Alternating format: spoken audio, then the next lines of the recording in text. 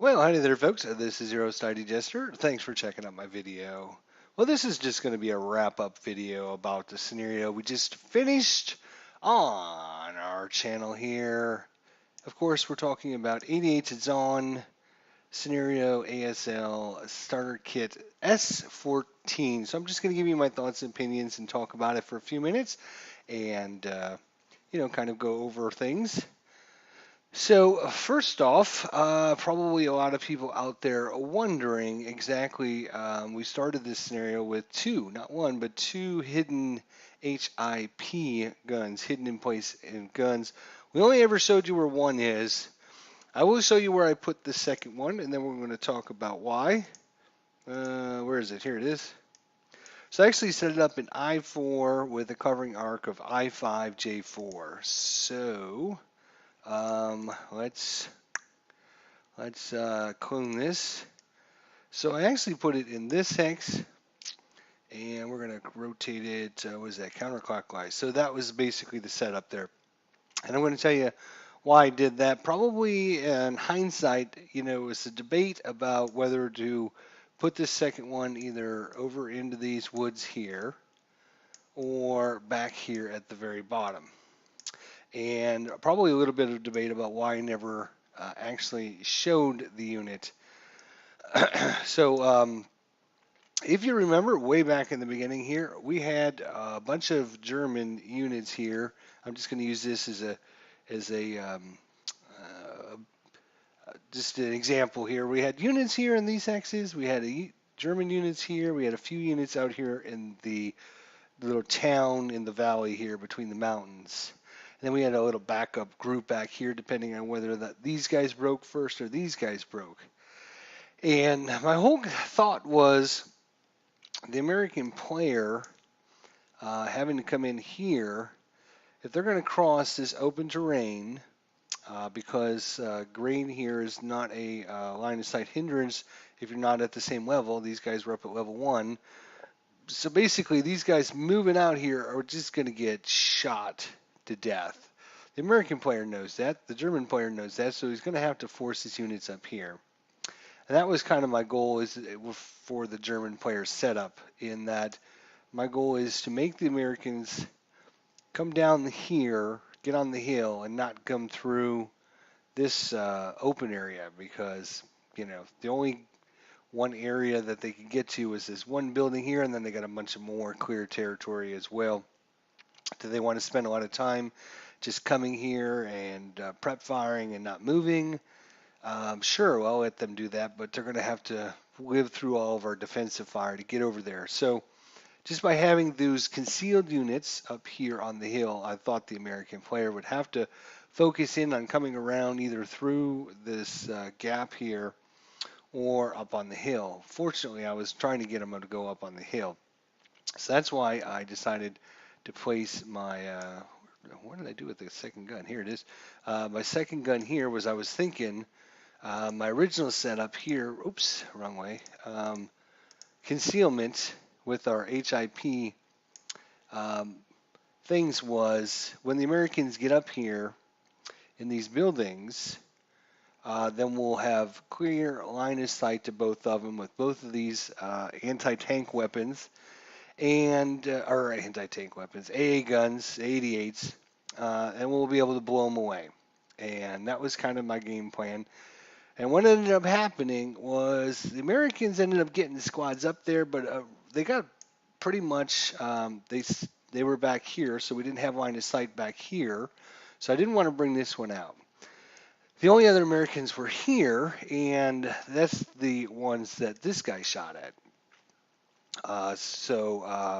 And finally broke a couple, and they ended up routing back there.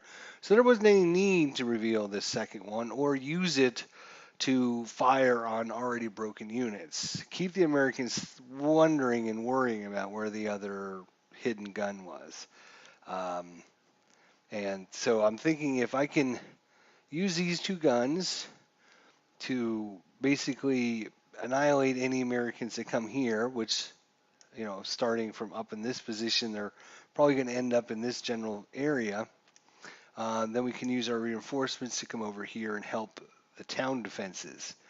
So that was kind of my thought going in as the German player, and it played out pretty well that way. There wasn't any real good opportunities to actually use this gun throughout the whole scenario. And then right at the end, when the Americans were like pushing towards this, and he had these units in this building here and in this building here, sure, I could have revealed this gun and tried to shoot him. But at that point, it was almost like if the American doesn't know where my gun is, he might think they're down here. He might have to not try to, um, not try to run off. He might try to defensive fire some of these hexes to see if he can get the unit to reveal itself. So there wasn't any need to like reveal, and then the American player goes, "Oh, well, now I know where it's at. I don't have to worry about where it's located." Hindsight is 2020, of course, because now I wish I had put it down here because it would have been a great resource to actually use. Probably, if I had a covering arc like this, anybody that's coming out there would get shot. Um, Again, to kind of help the town defenses as well, because with my units starting over here, I kind of figured this side of the map wasn't going to be used, and in fact, it wasn't, just because of our defensive setup and all the clear terrain here. Now, some of the American units did, skirt along the edges here, and then, circle all the way around. So that was towards the end, the last couple scenarios as well. So, that was kind of my theory was, there's a couple times I actually paused when we were playing those last couple turns, trying to decide, do I want to reveal this guy?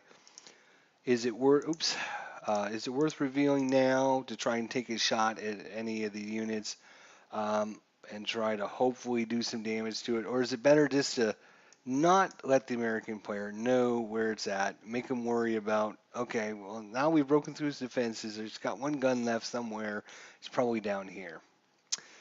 As far as the scenario goes, I think it is an extremely good scenario. I would highly recommend it to anyone out there. I think it basically came down for us to the last shot for the last person to see whether or not the Americans were going to win or not. So I think it's a very close and well-balanced scenario. And even though I think the Americans have a huge superiority in their firepower and their advanced phase firepower, which is obviously good because they need to keep moving.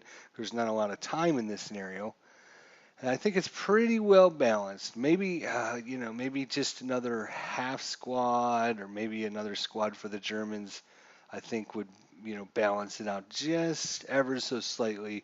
I think if I was going to, on a 1 to 10 scale with, 5 being in the middle, or 50% of 100, I would give this probably about a 55-45 in favor of the Americans, just from my opinion. And as we're talking about this AA gun as well, one of the things we talked about way back in the beginning of the first scenario was the fact that if you do keep your guns way back here, you're not going to be using this gun until like turn 5 or 6. So turn 5 or 6, you're only going to be using it for a couple turns during the whole scenario, and that's a lot of firepower not to. That was another reason why I determined to put it here, because I figured turn 1, the American player is going to have people up here, and then when he tries to move them, I can, reveal this gun, and eventually this gun's going to break, or the crew's going to break, or whatever, and then he thinks it's going to be okay, and he's going to try and move some more guys up here, and I'm going to have my second gun and reveal it and get a double whammy on him that way. And that way, I'm using the guns for, many, many turns of the scenario. I think it's a good scenario. I think it's, not too overly complex. Now, I think adding those rules that we did, the sniper, the heat of battle, concealment and bypass, I don't think that made one bit of difference one way or the other who was going to win or who was going to lose. I think the sniper and heat of battle obviously work in both players' favor or detriment, just depending on the dice rolls. We only had like one one sniper or two sniper that actually did anything anyway. So I mean, snipers were not that important. We had a couple. We had a couple American units. One turned Fanatic, one turned into Hero, and one turned Berserk. So we had all the different varieties for the American. And we actually had the most important German player in the whole thing was this squad here who ended up, breaking under this AA gun. And the leader that was with him actually battle hardened from an 8-1 to a 9-1, which absolutely was totally huge. Just having that extra morale for that squad there. So yeah, that was so the heat of battle obviously worked in both players' favor. Obviously, it affected the American a little bit more because he had a hero, he had some fanatics, and he had berserkers. And the German player only had one. And I think the concealment and the bypass basically kind of cancel one another out.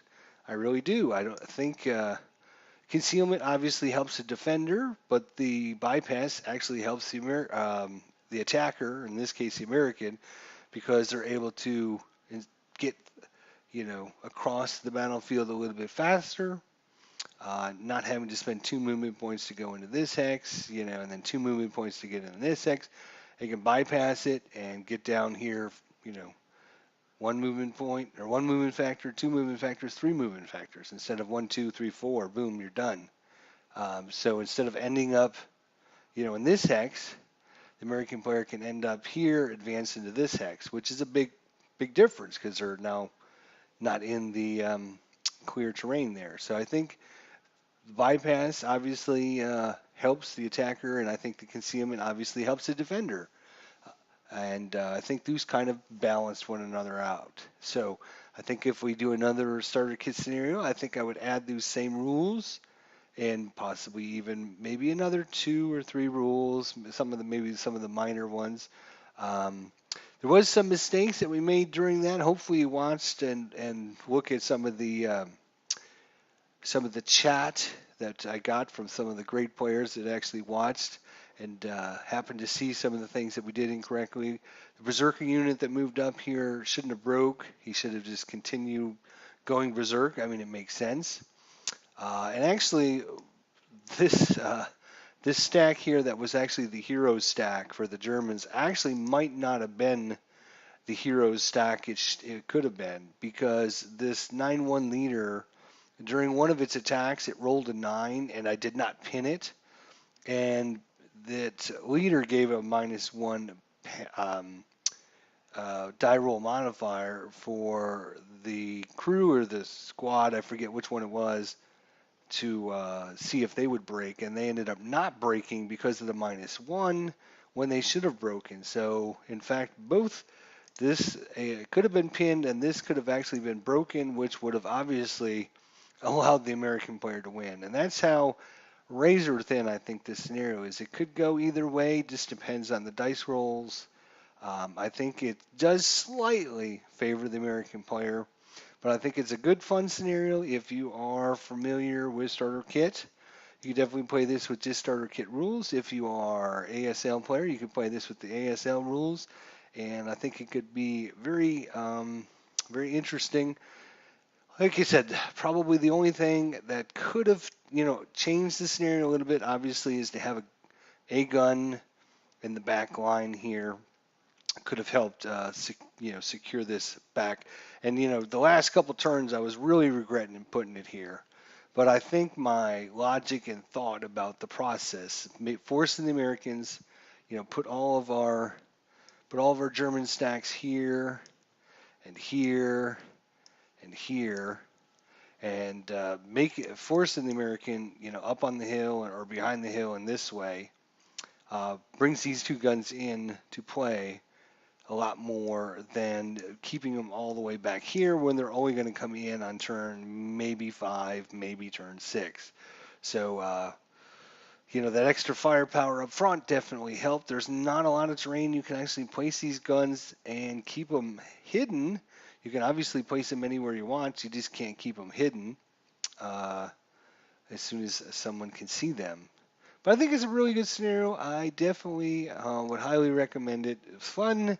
Again, we did screw up a few things here and there. Just check out the chat from all the different episodes. Um, there's a lot to keep track of. As a player, I'm keeping track of both the offensive player, the defensive player, the roles, how many movement points, how many movement factors they've used, what counters, who shot, who hasn't shot, who's advanced, who hasn't advanced. So I'm going to miss some things, not because I don't know the rules or because I'm, not 100% sure. It's just a matter of, the counter is staring me right in the face, but when I'm staring at the screen and thinking about things, I'm not looking at the counter. So I don't go, "Oh yeah, look at the counter and see what it says." I'm trying to keep things flowing a lot faster for you guys. I could slow things way down and double check and triple check every single thing, but I think that's no fun for you guys to watch. So I'm trying to keep the action flowing and talking about strategies and keeping things interesting and keeping things moving. And I'm willing to sacrifice a miss here or a miss there in that situation. First, we didn't put out too many of these uh, residual markers, just a lot of different things that you just don't think about as your brain is working from one side to the other side. So apologize for that in advance. But for those of you who watch this scenario, let me know what your thoughts and suggestions are. Let me know if you found this interesting. Do you think the sniper, the bypass rules, the uh, concealment, all the added rules that we added from ASL, do you think it made the scenario a little more interesting? Do you think it skewed it one way or the other? Um, you know, just give me your thoughts and opinions. I guess if I was going to do it over again, now that I know, what I would probably do is I would give the snipers, I would probably give the defender, oops, wrong button. Where is it here? Info? Yeah. I'd probably give the Axis sniper a 4 and the Allied sniper maybe a 3. Give the defenders a little bit of an advantage. And I would probably give the Germans maybe a half squad, another half squad. I think they start the scenario with one half squad. I'd probably give them two half squads, and I think then it would be pretty darn even.